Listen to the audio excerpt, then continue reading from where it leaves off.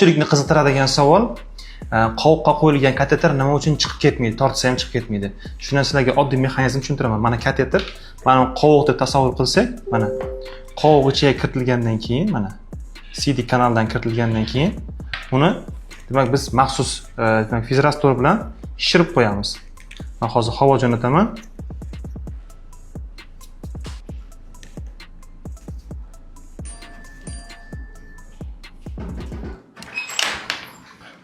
Mana ko'rishlaringiz mumkin. Mana. Demak, ballonchik shishdi, qovoq bo'yniga taqaladi va qovoqdan chiqib ketmaydi. Shuning uchun ham kateter chiqib ketmaydi. Ko'pchilik bemorlarni xavotir uyg'otadi.